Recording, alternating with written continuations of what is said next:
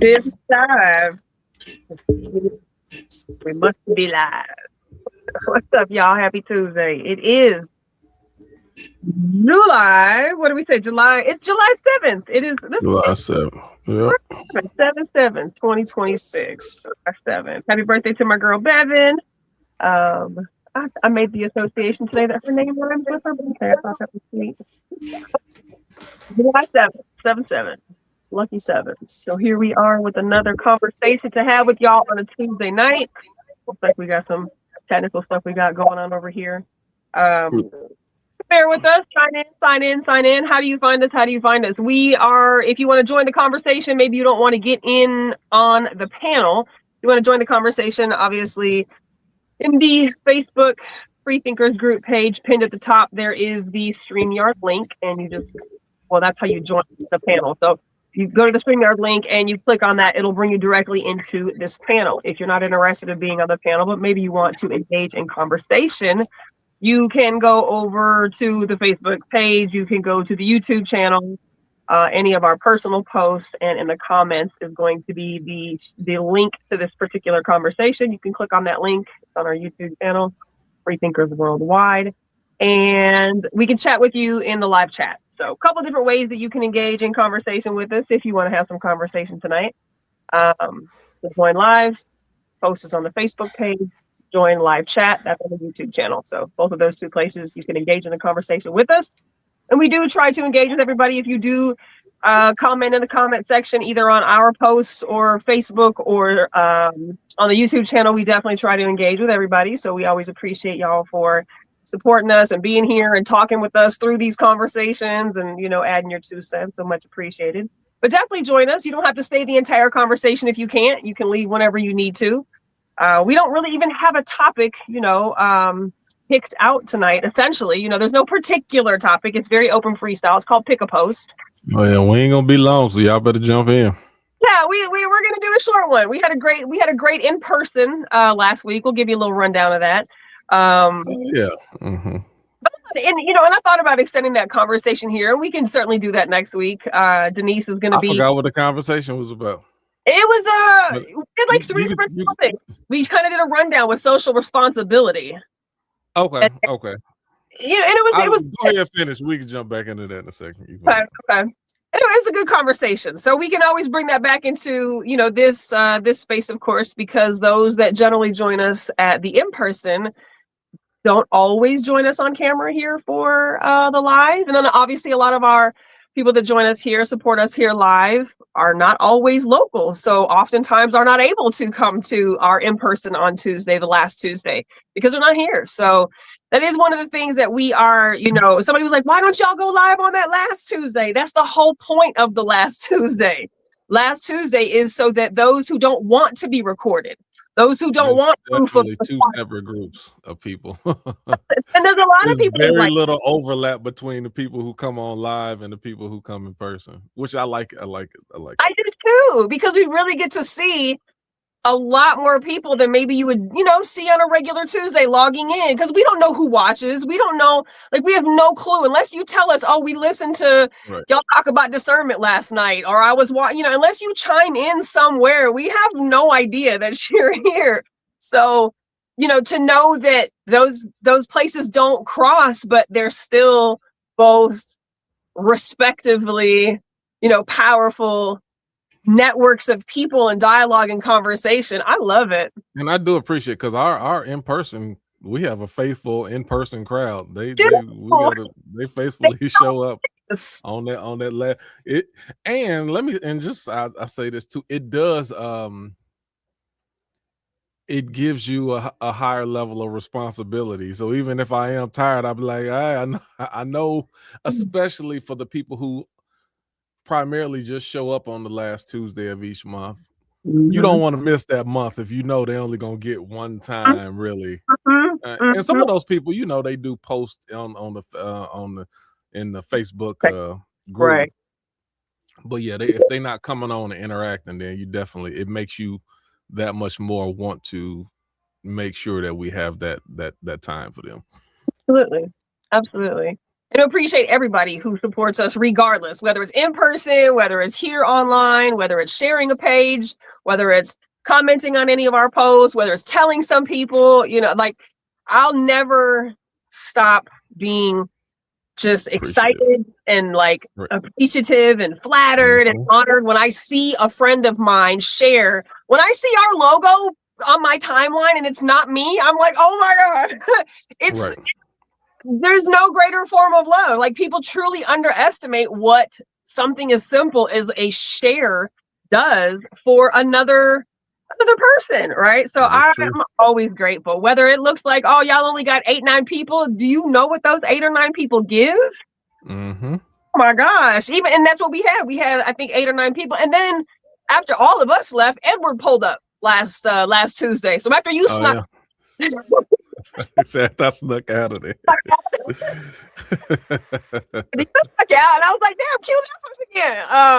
I didn't even realize that Edward had hit me up and asked if we're still there, and I had left already. And so he got there, and I think Toby was still there, and Smack was still there, and I was like, "Damn, they were still going even after we left," So it's always to my heart appreciated when people support us, like that. And we have such good conversations. We truly do. Yeah. We truly do good conversation. People are different when they know it's not recorded. So that's true. They're maybe more honest, they're maybe more transparent, they're maybe more, engaging, maybe they're more confrontational. There are a lot of different ways. Like, they can be them because nobody else is really watching except those that are there. And we make a point to let people know, like, no, absolutely not. Like, I may scan the room or I may take a picture of the table so you see food and drinks and you see shit that says, oh, this is what they're doing. But I really try to make sure that you don't know who's there. You just see that we're there. We love it. It's a good time. So usually, so I work kind of in that area. So I live way far away and then I work in that area. So usually I'm hanging around after work and so that's why like when that 9:30 hit, then I'm ready to go home because I have not been home all day. So I'm like, all right, I'm about to slide on out and Will. I thought he was just maybe going to the bathroom. I said, nope, he's gone. I promise you he's left. But it was a good time. Thank you to Spinners for having us last Tuesday. They always, graciously default and let us, go crash the patio. So that's generally where we meet. Dirty Glove Midwest Barbecue, of course, at the food truck where we usually do meet on the last Tuesday. Brent and his wife had their baby on Father's Day. So they're bouncing forth between the hospital and life, right? It's baby number 1 for them. So we will be back there, and we'd like to have, hopefully the next time that we're able to get back up there, I'd like to have a little freethinker baby shower kind of thing, right? So bring we could do that, and then we got a few things in plan. I want some of them nachos again. You own nachos. And them salmon tacos be good too. They are good. They are good. They are good. Brent, we are thinking about food, so we need to see you soon. But shout out to the people that host us and let us come crash their spaces, not knowing what to expect with us. We try to make sure we clean up after ourselves and we tip well and we take care of our service, so we hope that, we always leave the space, welcome for us to return, and it seems like we do. So thank you to those who let us come into their space. You remember I told the guy at Spinners, I think it was not this month, but last month, or is that the last time before this was at Spinners, and he was like, you want me to open the doors up? And I said, no, you probably want to close that, because the Spinner had this like big garage. I said, you probably want to close that door. It's about to get loud out here. No, it's fine. You want to close that door. And then about 35 minutes later, he's like, yeah, you was right. You need to close that door. It get loud. Told you. And it's not a bad loud. It's just it's good. 7, 8, 9 people who like just have so much to say at that moment. And everybody does try to be mindful of a conversation etiquette, right? Really people are not just, you can always tell who's new because they don't have conversation etiquette, but they pick up real quick, like, hold on, wait a minute. But it's intriguing to people. People are like, oh my God. They be like, oh, people lean into it more than get, because you can feel energy. And you know, if it's the wrong type of energy, you like, I don't know that. I don't know what they on. I'm about to get out of here. But there's another energy like, oh, I want to see that. That's how we got Anna and other people like that. Like they felt the energy and then they just jump right in. Is that how Anna showed up? Yep. Oh, speaking of, look, and speaking of, I know, right? So she was just to be out that night. Yeah, I thought that, because you invite people that I have no clue of, and I engage in people that you have no clue of. So sometimes new people just show up, and it's like, right. Oh, okay. I don't, you never know who brought who into the space, but right. I think that's how, I don't know. It was just like a happened to be there kind of thing. I did not know that. From what I understand, I didn't invite her or anything. Okay. Speaking of, once she get her, and I had no idea she was coming on even while I was talking about this. So that's funny right there. Where's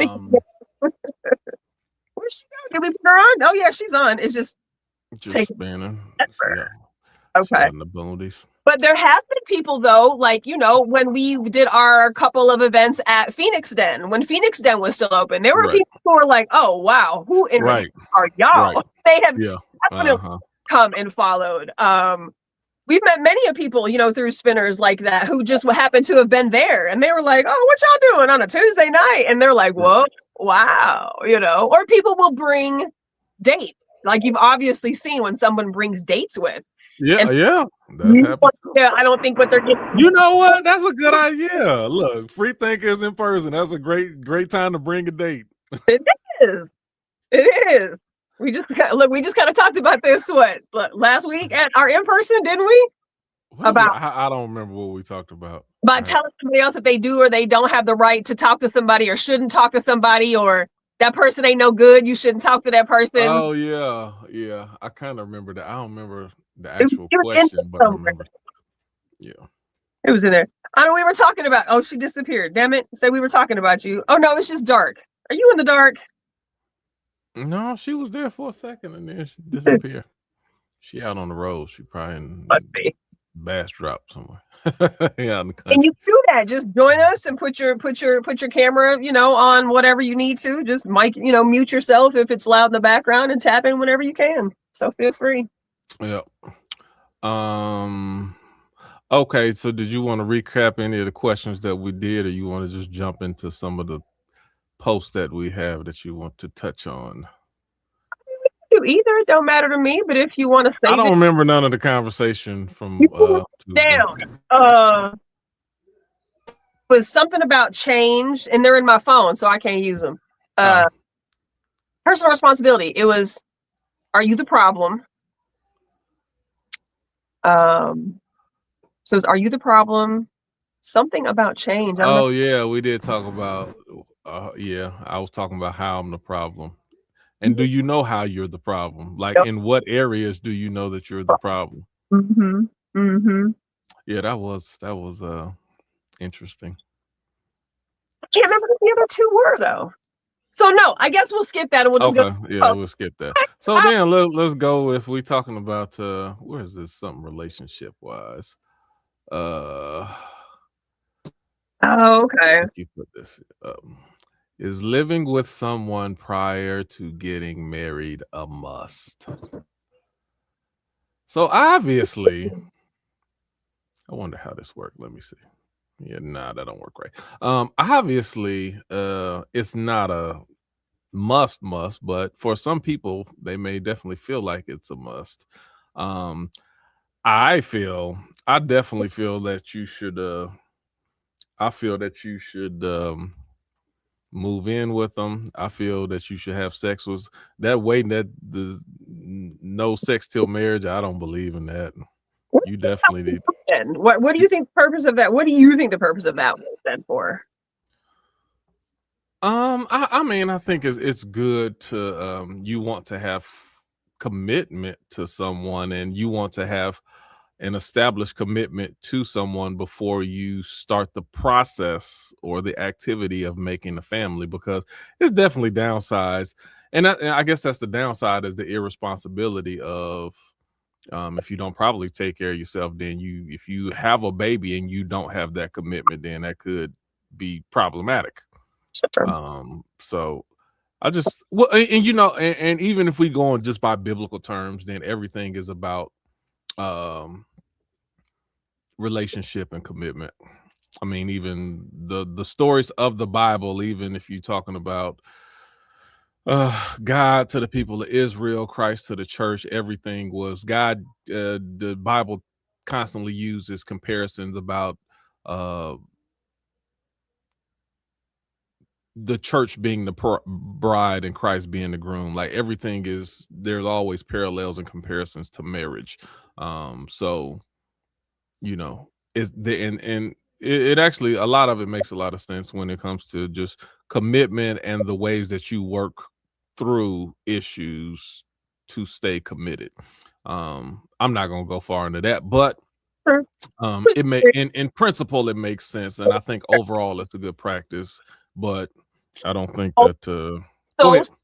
so then as the adult you understand that there's obviously ways that you don't have to subscribe to that and still have a healthy and a wonderful long marriage, right?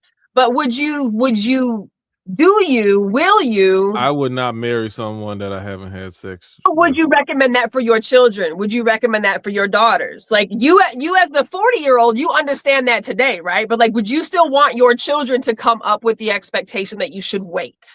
I would not try to change someone's mind who believes that it's better to wait. Well, of course, of course, of No, course. some people would though. But if somebody's like kind of 50-50, like, I don't know, should we? I'm like, look, are you serious about getting married? If you're serious about getting married, I do recommend that you live with this person for a period of time. And I do recommend that you have people. I Okay, so I'm kind of tired, so my brain foggy, so I may not be speaking well. But um, sex is so highly downplayed when it comes to marriage, especially in America. I don't know how it works other places. What do you mean downplayed? Like it's not put on the priority list for a married Yes, couple? that's exactly what I mean. They talk about the commitment, they talk about the kids, they talk about, the romance and the relationship and being one and honesty and loyalty, but sex, the need for sex, the I got, cadence, the I got. type of sex, all of that is not put on the forefront. And the messed up, see, this is the messed up part, and this is where church people are one of the biggest ones to blame, is because they are so hell-bent, no pun intended, on telling you that sex is so bad that they go throughout the majority of people's lives not talking about it. So people don't even discuss sex. They don't discuss what that looks like in a marriage. So and we just break it down to a yes or no. Okay, you get married, yes, you can have sex. You're not married, no, you can't have sex. And there's so many more elements to it than just yes, you right, you wrong, you sin, and you married. Yeah, but that's. Have you talked about um number one, what type of sexual relationship you want to have? Have you talked about the conversation of monogamy versus polyamory versus um will we ever bring someone else into this? And you know what? And it sounds crazy, but you should have a conversation about it to make sure that you're on the same page. Have we talked about frequency and cadence? How Mhm. often do you want to have sex? Like, what is your comfortable, are you a once a day person? Are you a twice a week person? Are you a once every 2 weeks type of person? Like, you need to know these things, because if you are a once every 2 week person and your partner is a once every other day person, then it's not going to go well, because your chemistry is not lined up at this point in time. I agree with you 100,000,000%. I think sexual compatibility is absolutely critical to a healthy marriage, relationship, partnership, union, whatever you want to do. How do you advise that to young people, though, right? Young people don't know enough to know how much I want, what I like, what like. somebody who's not seasoned experience. Like, to us as adults, that makes total sense. To us as adults on second marriages and third marriages, and you know what I'm saying? Like second relationships and whatever. Like, we know what didn't work in the first one to know, okay, these are the parameters I need to definitely modify going forward. But how do you tell your 18 and your 19-year-old, your 15 and 16-year-old, your children, like, how do we have that conversation with them when they don't even know what they don't know? They don't Well, know. maybe the intricacies of sex may not be applicable at that point, 15, 16, 17. But by the time somebody 25, 26, 27, and they look, maybe they're in their mid 20s and they're thinking about getting married, which is kind of where a lot of people are right now. Right. They probably know enough to start having an idea of what they want, and what they like, and what their curiosities are. What type of experimental type of stuff do you do? Like, are you a voyeur? Do you like to watch other people? Do you like to ask all of the questions and find out like how not even just that, like how curious are you? Because some of these things you may not know, but you may have curiosities about it. And unfortunately, even in this society, it's frowned upon to speak about curiosities. I was just gonna say, in most households, you can't have them conversations. Like you just said, you couldn't even talk about sex. And if you can't have it in the household, then a lot of times it's hard to have it with the other person. They're like, oh, they start cringing up just because you start having these open conversations that we never have. Mm-hmm. Mm-hmm. Mm-hmm. So it's rough.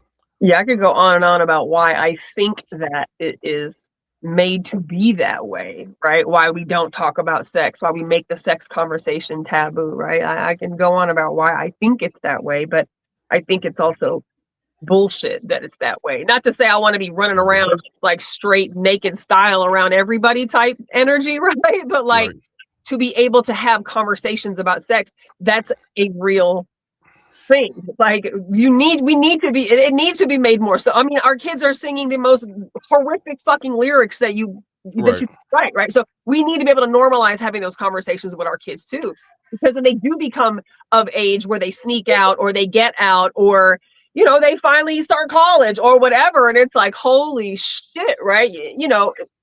Not being able to have those conversations, not normalizing those kind of conversations, or even those actions. It isn't just normalizing the conversation. You have to also emulate that, right? We have to show the good and the bad.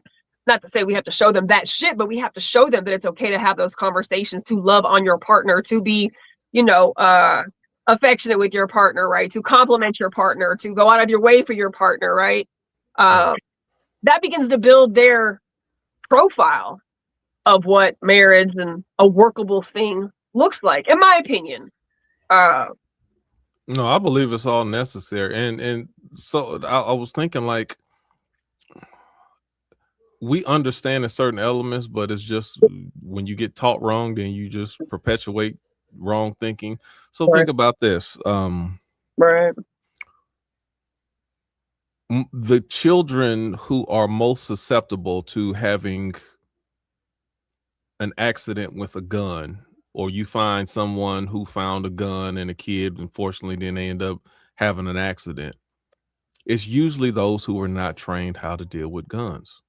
Trained how to handle. And a lot of times we might look at someone on social media, we might look at parents and it's like, oh my God, you're teaching your 10-year-old how to have how to shoot a gun and how to load it, unload it, cock it, set it down. Like, those are the ones who are least likely to have an accident because they understand what it is.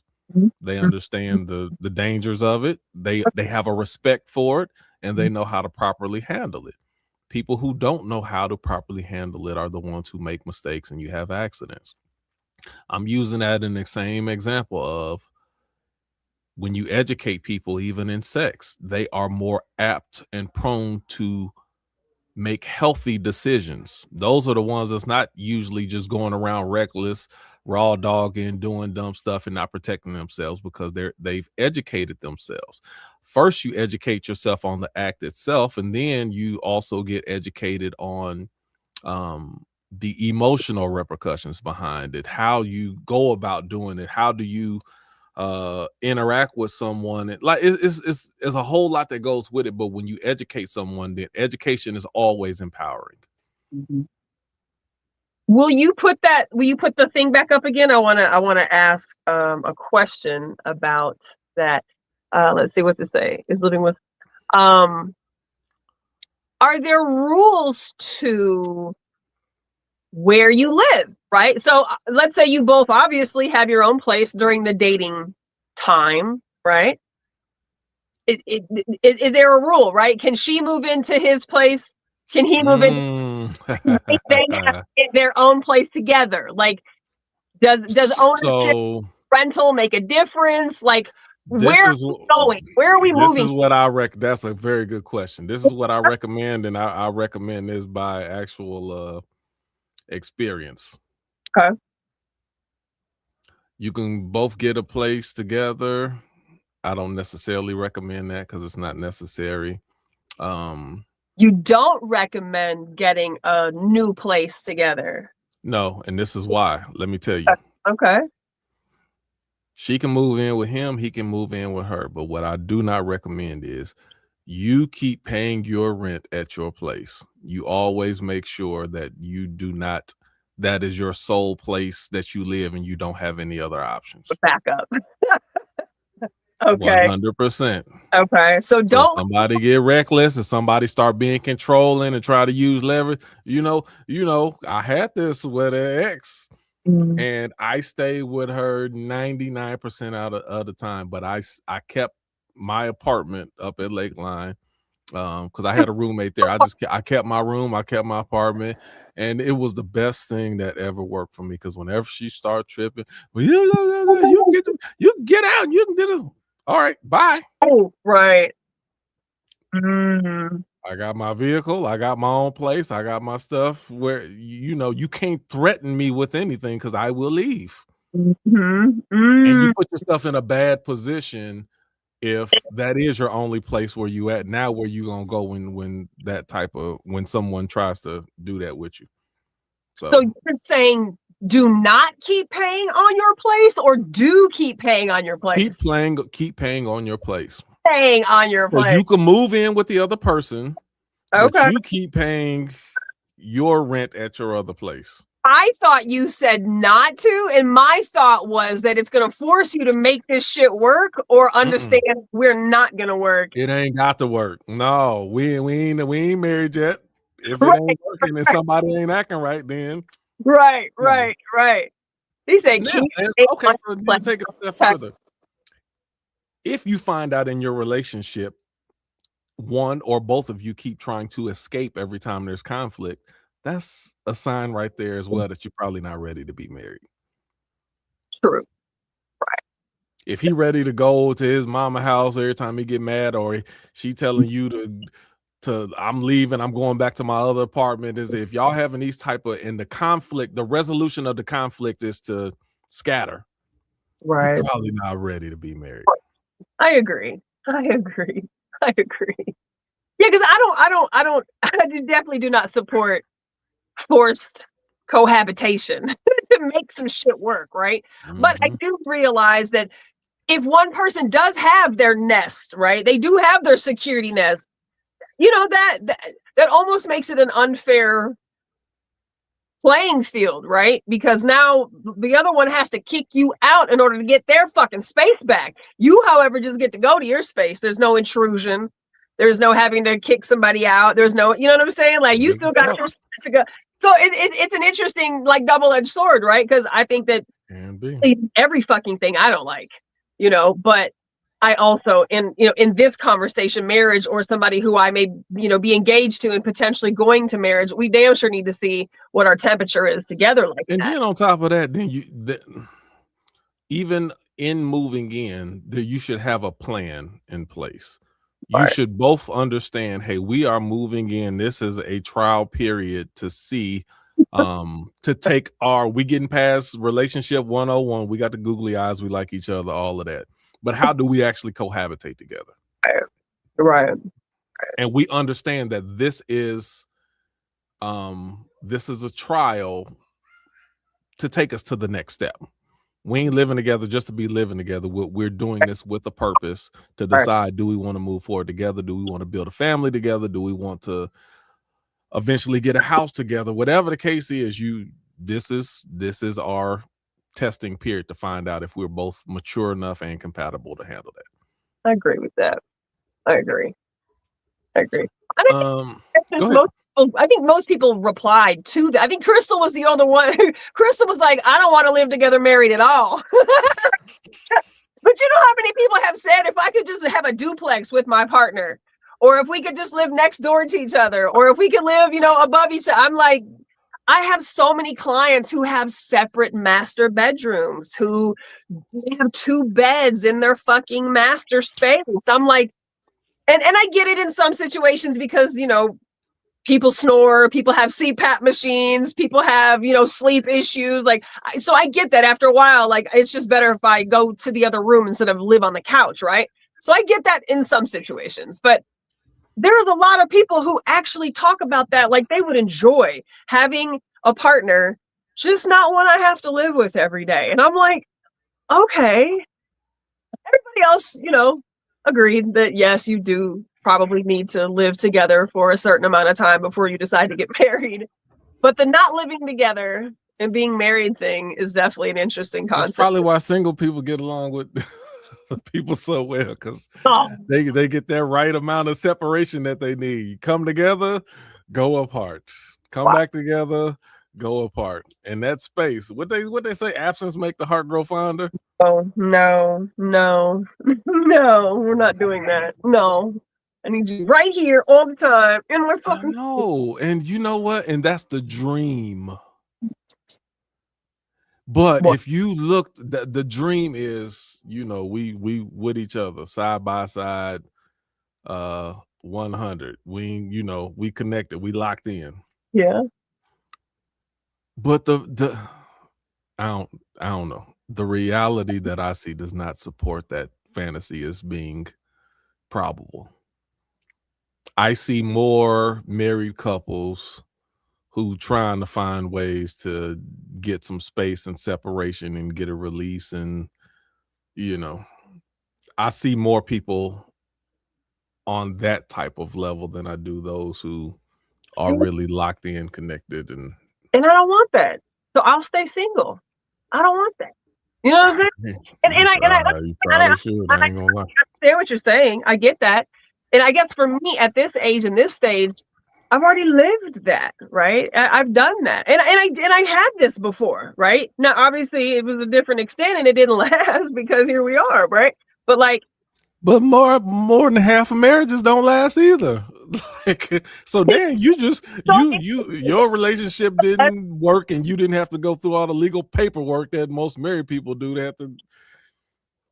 Because so many fucking people go into them with these broken ideologies and these broken normalizations from childhood, right? And I've said this many a times, it's not until we're usually 35 and 40 before we realize just how fucked up things have taken place.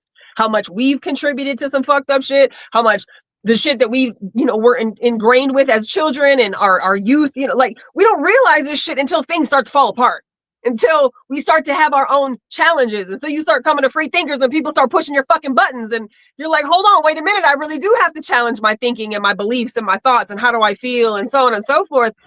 Like most marriages don't make it because they probably shouldn't have been married together anyways. Whenever they did, there should have been some more research done before that shit happened, right? But at that second and that third, possibly, that's a different story. Like, no, you can't. I firmly believe you can create what it is that you want. Hold on, I gotta think about that now. I'm looking at this because Crystal did say something wild though, but now I gotta examine it. Because she said, I don't want to live together married. I told you.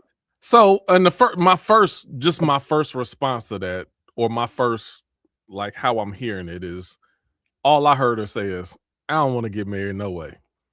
But that's not technically what she said though. Right. She wanted to be married. if somebody, how would that be if someone wants to be married but not live with the person that they're married to? Like you kind of talked about that. Let's get a duplex. Like, I don't want to do. I I don't. don't like now in that case. Just stay single. You know that's one of the things. I'm like, just stay single. Don't get married in that case. That really sounds like marriage is not for you. But I and most married But people, what if you just? we understand the sentiment though. At the same time, it's like, I get it, but yeah. What if you just need? And I think we all are entitled to time and space. I don't care whether you're a parent or you're a husband or a wife. We're all entitled to have our own space where I don't have to be bothered, where I don't have to answer. Like I cannot talk to anybody for this period of time if I don't want to. That's why I love that my kids fucking sleep in so late. The mornings are mine. From the time I open my eyes till about noon, you can hear a fucking pin drop in my house if it's not me making noise. It is quiet. I love that part. That would be hard for me to adjust to a loud ass fucking house first thing in the morning. So like I can see obviously why some people need that time and that space and that decompression time. Like I get that. But to not live with that person is such an extreme. Right. That is extreme. And the main thing I think people feel like, some people, obviously. I think people, a lot of times married people after a long enough period of time, they feel like they lose themselves. Yeah. Because Sure. it's like you spend so much of your time doing everything for everyone else. And it's like, when am I actually spending time for me? And I mean, because even most of the, like, you know, even a lot of men and women, you wouldn't work at the job that you work at if you didn't have to support the people that you had. You know, I got to support my wife, got to support my family, my kids. Otherwise, I probably wouldn't be working this job. I'd probably be back doing research studies, being a lab rat, because I can do that for a couple weeks and then just chill out for the rest of the, you know. But there was a time when I did a study. I was gone for a month. And my son this is when my oldest son. And you know, when I got back, he didn't want to speak to me. He was bad. He was like he was like 2-3 years old, and he would not speak. He did not want to speak to me. I tried to give him a hug, and he was like, nope, don't. He wouldn't even touch me. And then, but anywhere I went, like if I was taking out the garbage, then he hooked on to me. Like, no, I gotta go with you everywhere you going. And then I was like, all right, I can't do this no more. Right. So I went and got me a 9-to-5 job and worked like regular people so I can be, but you know, if that didn't exist. So anyway, my whole point is, even a lot of times the jobs that we work, we're not really doing that for us. The you know, when we clean and we cook, when this time we spend, most of the things that we do is not for us. We're doing it for somebody else in the family. So then you find yourself fighting, like, where's my time at? And oh my God, all right, I'm gonna say this and then I'm gonna stop, because then I'm a borderline start venting. We can do what we want. This is the part, especially in a 2-parent household, you will find, and I found this often, especially in my first marriage, and I find it even in my current marriage, and I find it's just in a lot of spaces when both people are fighting to find their time and they can't get it. But one person says, I'm going to make time, regardless of what I'm doing for everybody else, I'm still going to make time.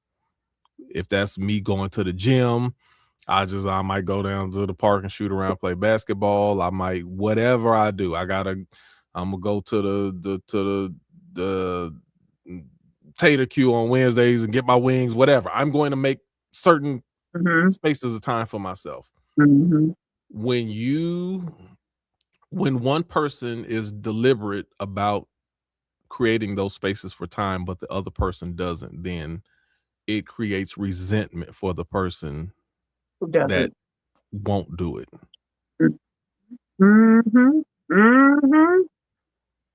Yes, And like, oh, you just feeling it, you living. No, I'm doing all the stuff you doing, but I'm still making time yeah. because I will go crazy if I don't. I understand what's necessary for me to keep in order for me to keep operating. I know what's necessary for me. I got to get my little periods of release. You know, it was funny. I was out. Me and Blue was out. I ran across uh an epiphany. I don't know. It wasn't even epiphany. It was just a revelation. Okay. But me and Blue was out. We was out just smoking cigars or whatever. He was out at my house, and then we was just outside, just hanging out. But my son came out and he asked me something. I can't remember exactly. He asked me something about just basically like time and how do you operate. And it was so funny because I was out doing yard work. I had my little seed. I was spreading seeds with my little seed spreader. But Mhm. then I had a beer in my hand too. So I'm over here drinking beer and I'm spreading seed. Yeah. And what he said, I said, this is the exact example of what I would tell you right now. I said, me doing this, you see, I'm pushing this, I'm doing seed in the yard and doing this. I said, this is what I got to do. This is what I need to do for the family. But then I got this beer in my other hand. This is for me. This is what I need to be able to It's fucking cope valid. through life. And I Mhm. said, this is the perfect balance. You have to learn how to do what you need to do and still be able to do what you want to do to give you that release at the same time. And it's all about the balance. I said, you seeing me pushing seeds and drinking this beer, this is exactly the example of you learning the balance of being able to do both. You know, it's funny that you say that. As I'm hearing you talk about this, right? It occurred to me that I knew that like meeting of the minds was gonna be a part of my life forever, whether it was that or what it is, what it Right. stopped being that day, and what we turned that love into today, right? With freethinkers, I knew that that was something that I needed in my life because it was probably one of the first times out of being a wife, because we were still together at that time. It was like the end of that shit, but it was like the last year before it was like, all right, this is over.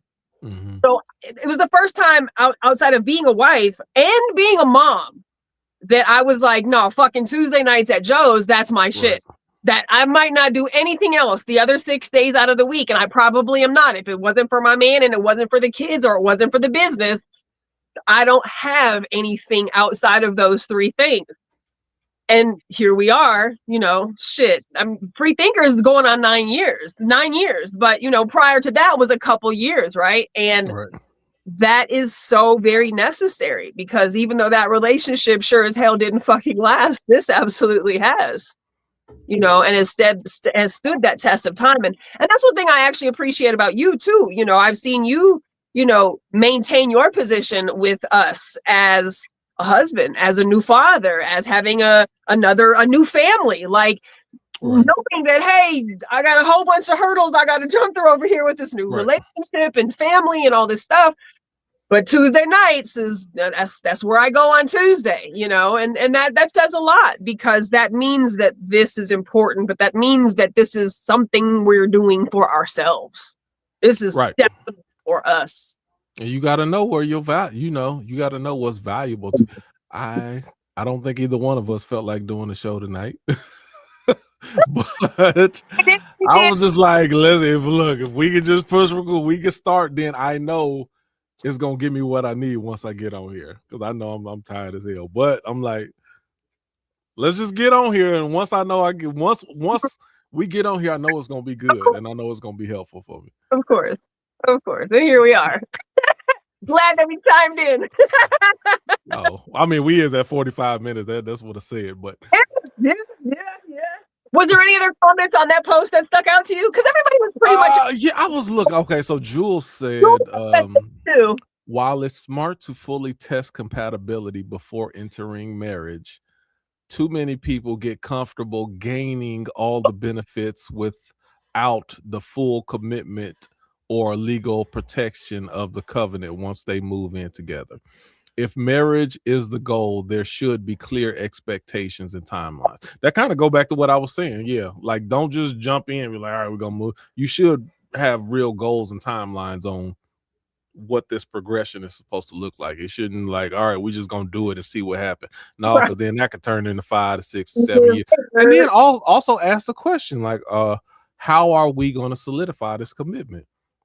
You Right. don't have to go to the judge or the court and get this legal document paper signed to show your commitment. It that may be not necessary for some people, it may not for others. That's another conversation you need to have. What does our Look like to complete you. commitment look like to you? Is it the piece of paper and being acknowledged by the government, or is it something else? Have Right. those conversations. Right. And do anybody who's listening thinking that marriage and the traditional is the only way to do this, it's not. Have the That's correct. conversation, open your mouth, and you, because you never know. Some people don't want to get too deep because they don't want to get legally, governmentally married. But Right. it's such a sensitive topic to, I think, approach many women with, because women have the fairy tale that we're still in love with. That it's like, oh, well, you don't want to marry me, but you want everything else. Well, that doesn't necessarily mean that that's what that has to mean either. Right. That's There's a true. lot of protections that you can have as a life partner, that you don't have to go commit yourself to the government and get them involved in your shit, but again, that's part of that normalizing conversations and seeing that, those types of things are acceptable, right? And that's one of the things, like, even because after my first marriage, I had zero desire to ever get married again. None at all. Like, Mm, F the government. I don't need you in my business like that no more. Y'all screwed me over 13 times, 13 different ways. Like, man, leave me alone. yeah, But number one, I found someone that I felt was worth marrying. And that right, I knew I really wanted to be with, and I was committed outside of the piece of paper. The piece of paper still didn't mean anything to me. Number one, I want to make them happy, but even on my side, my bigger thing is I know the tribe that I come from, and just knowing my family, they would love her, but they wouldn't treat her like family the same way until we were married. really, okay, So I well, mean, yeah, they absolutely loved her. They just, but I knew that they wasn't gonna call her daughter, or right, they ain't gonna. That's not my sister, or that's not my daughter well, until that's official. They don't see it that way, and I wanted I wanted the rest of my family to see her the way that I already saw her. right, so, so, that's what's up. Yeah. Okay. T Double said yes. Okay, the question is living with someone prior to getting married a must? Okay. T Double said yes, because if not, you move hold on. Because if not, you move in after the marriage and find all the things that annoy the shit out of you, which would have changed your mind on even getting married. Yes, that's true. Sure. Plus, how are they financially, mentally, during stress, loyal, etc.? Can you sit with this person for hours, know where to run to, back to their place and communicate? Yeah. No, I agree with that. Yeah, sure. No, those are the things you kind and some people ooh, okay, all right. So we also have to realize the time period that we live in. To the argument of people, well, they ain't shack up and do all that in the 20s and 30s and 40s and 50s and 60s. That was a different Very, era. very. There was different expectations. There was All different levels of fairness in there. Like, women kind of were handcuffed to men a lot of times because they weren't given the same pay and the same opportunities and all that. And they were treated like they were only designed to help the man.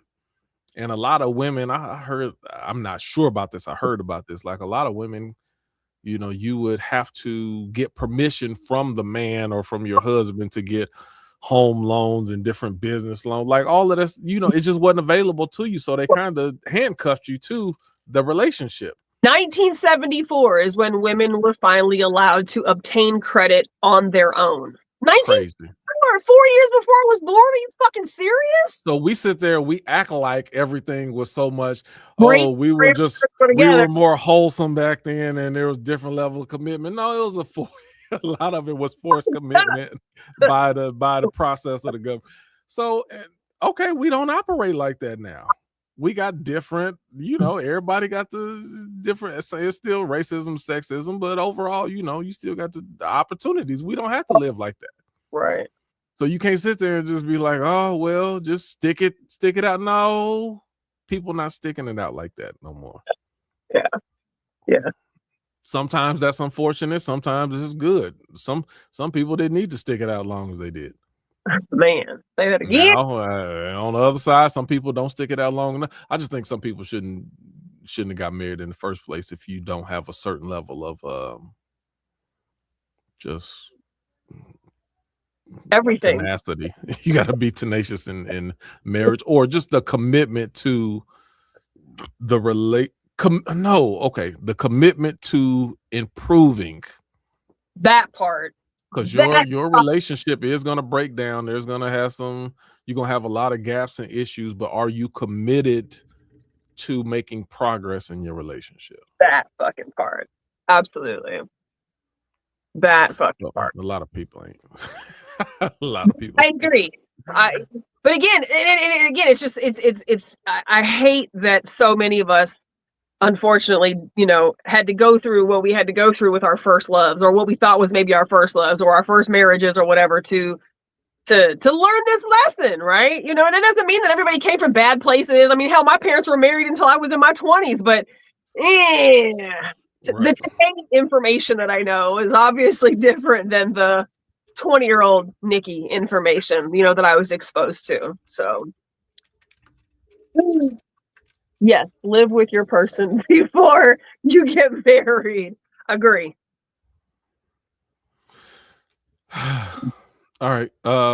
52 minutes. We do it, touch another one, or we good? What is that? Who we got? Oh, hold on. Let me see. I'll put a couple more. Oh, let's this kind of a cousin to it.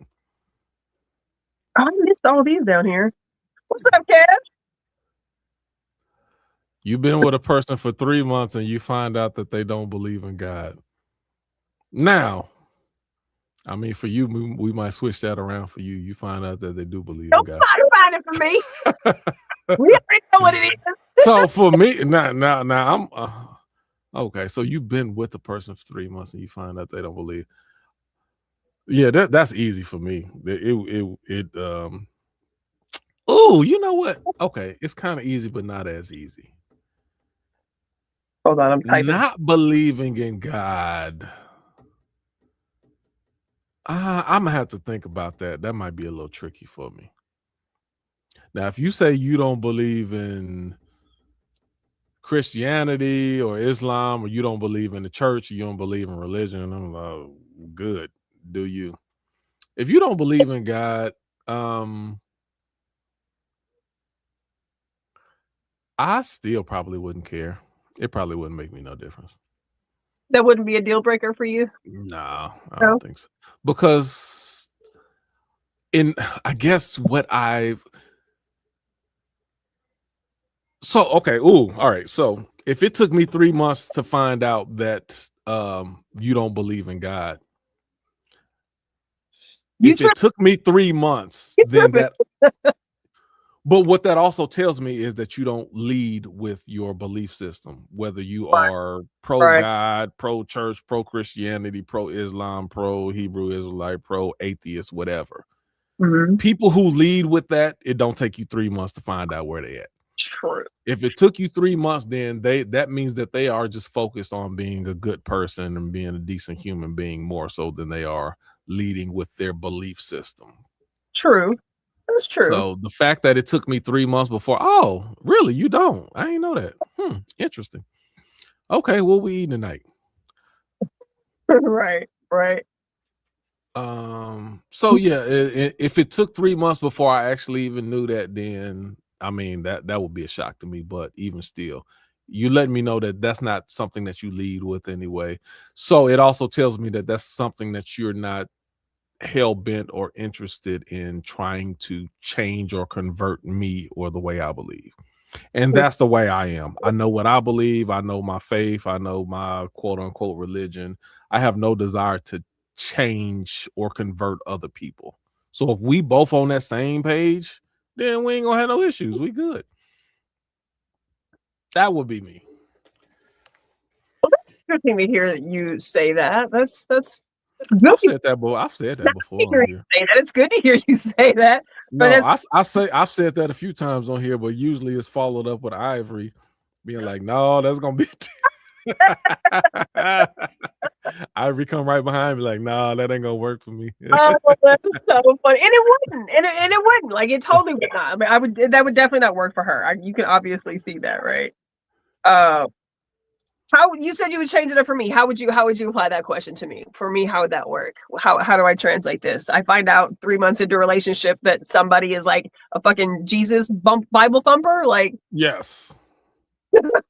Yes. I'm Correct. gonna wait 3 months. I'm not like that's usually gonna have to be in the first fucking dialogue. So usually that's gonna have to be. Really? That's gonna come in the first dialogue for you?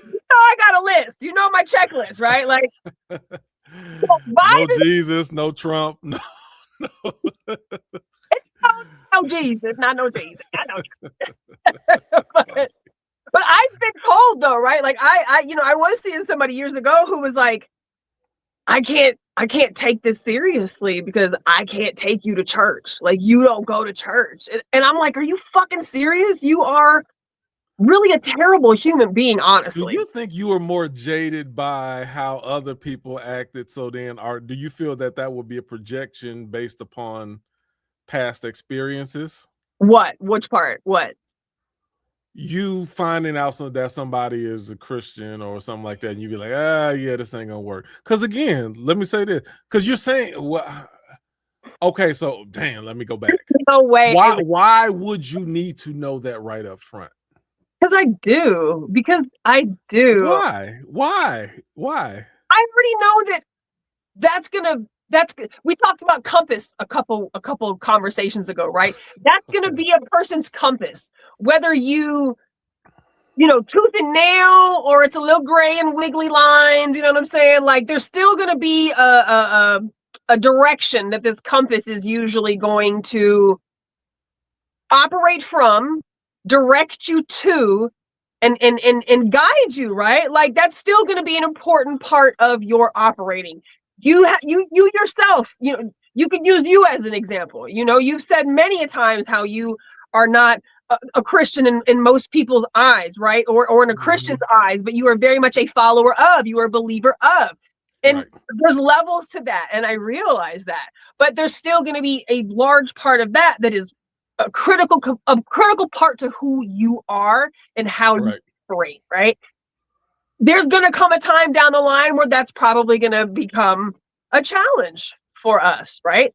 Like okay. Oh, so let me say this. And number one, you don't want to do that. Okay, so two things. Number one, dang, I can't remember one of them. Maybe it come back to me. But one of my examples was, like I said, my grandmother and my grandfather on my mom's side. Yeah. She was Sunday school, church treasurer, hand of money. She was in church from the get-go, and she helped run the church from the get. My grandfather did not go to church, did not believe in God at all. Definitely didn't believe in Christianity. And they were happily married for 60 plus years. And she never tried to force him to do anything, and he never tried to get her to stop going to church.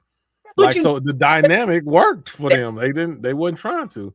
But but part of that is, though, that's what you did back then, though, too, right? Like I would love if maybe that same scenario was played out today.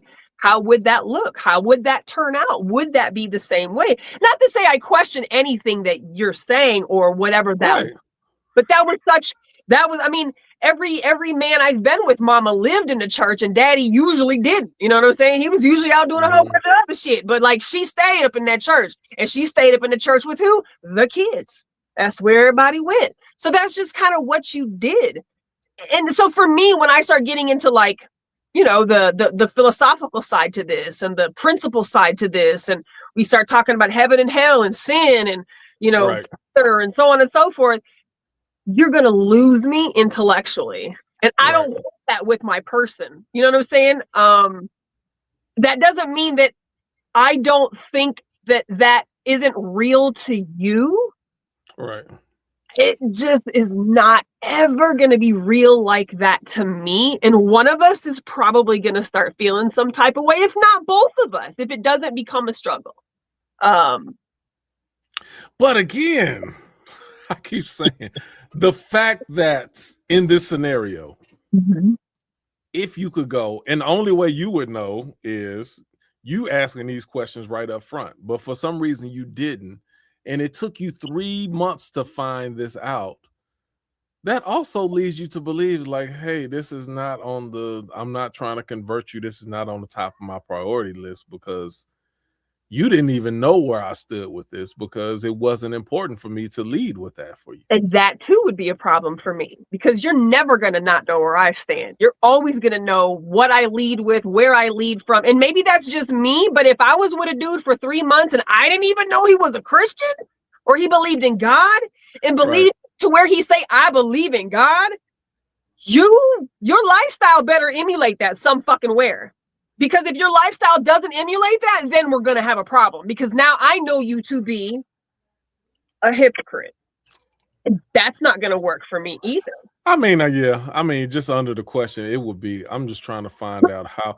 I don't lead with God or Christianity, but if you talk to me long enough, you're going to hear me say certain things.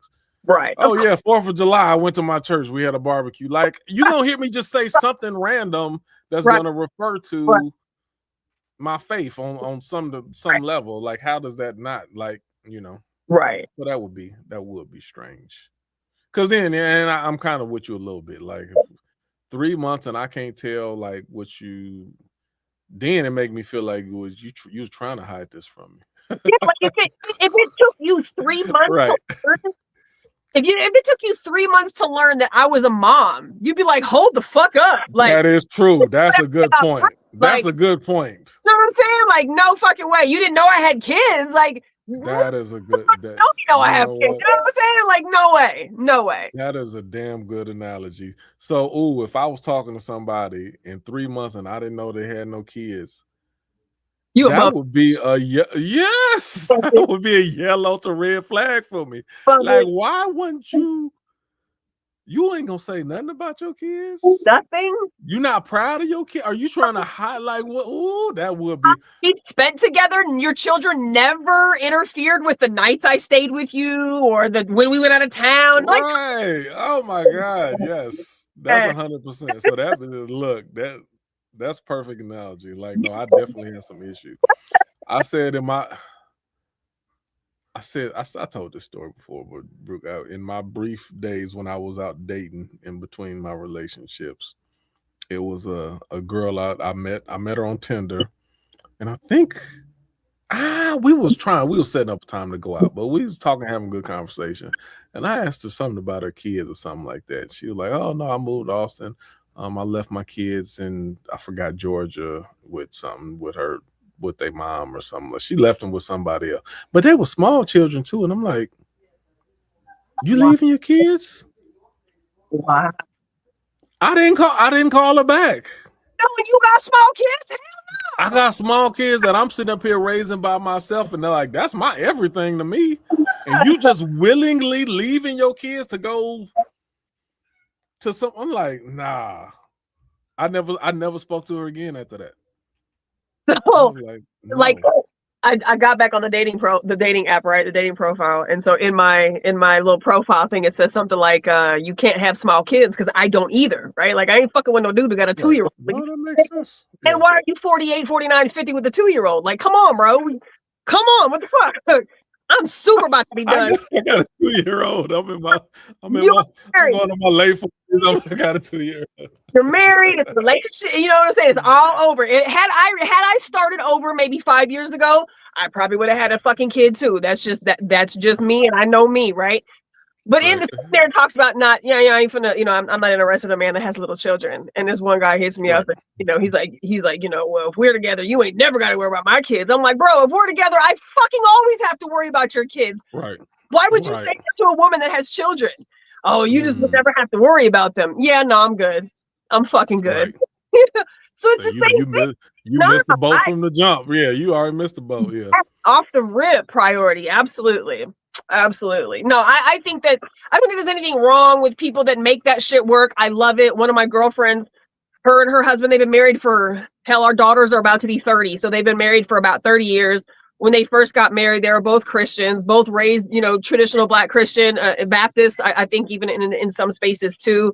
And then like halfway through their marriage, her husband converts to Islam and is still Muslim and have very much followed those tenets. And, they were able to make that work and, then had 3 children afterwards. And so there was certainly challenges that they went through with, his beliefs in worship and her beliefs in worship. And how do we marry these two together and one not be better than the other and let the kids be exposed or choose whatever they want to do. And, so I think that it's amazing when that happens. But I would think that it might be easier for like, and maybe I'm wrong, but like I would think it'd be easier for religious or, religious believing people to be with other religious believing people than say an agnostic and somebody who is a believer, right?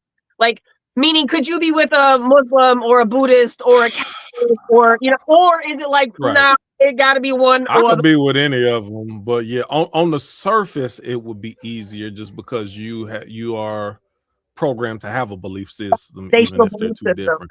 But like I said, that's on the surface level. After that, now it actually makes it kind of harder or worse because you again, you do have an ingrained system, and people who have this ingrained system have less of a tolerance, less flexibility to convert or to kind of mesh with another person's, and that doesn't even have to be like Buddhist, Christian. It could be, there's so many different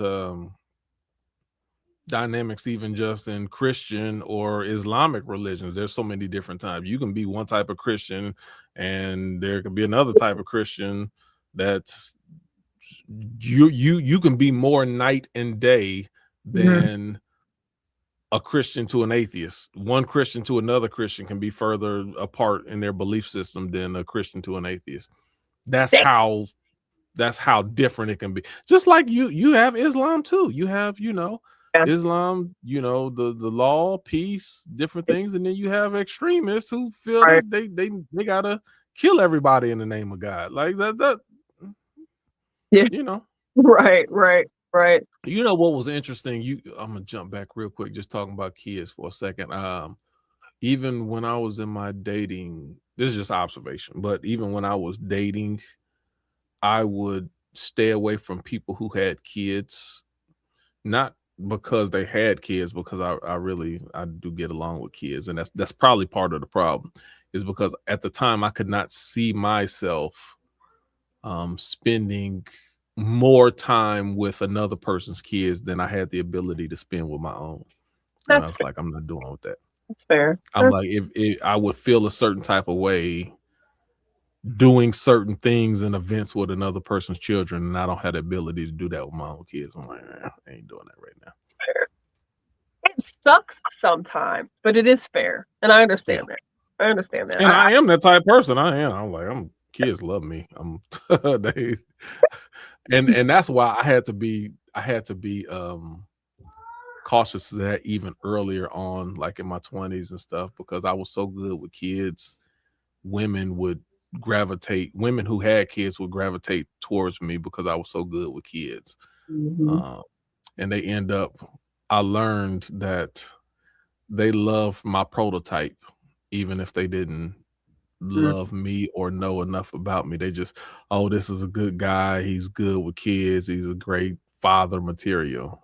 Mhm. And they would just cling to that, even not knowing anything about me directly. So I had to be careful with that. Mhm. Mhm. So I can see that. Well, we said 45 minutes and we running up on 110. I think we We hit 2 topics. We did a wrap up. You know what I'm saying? Like, yeah, we did it. We got it. I mean, shit, it's right at 9:30. So we're that was good too. And interestingly enough, like a couple conversations and topics have kind of spurred off of this one. So I'll be listening when I do the replay. Who do we got there? Oh, come on, little buddy. Come on over here now. Who's joining? Boy, you can't just run over here like He's like, yes, I can. Me. yes, and he just turned 3 yesterday or Yep. Sunday. He turned 3. Yep. Baby, me happy. You happy? All right. Well, that's all I got. You got any last words? Next Tuesday, do you have any topic ideas? Of course, send them to us. Hit the share button, hit the subscribe button if you haven't. We will be back next Tuesday. Denise will be joining us hopefully next Tuesday. She was in the city tonight, so but hopefully we'll have her back with us next week. And that's it. I'll see you next Tuesday. Good night.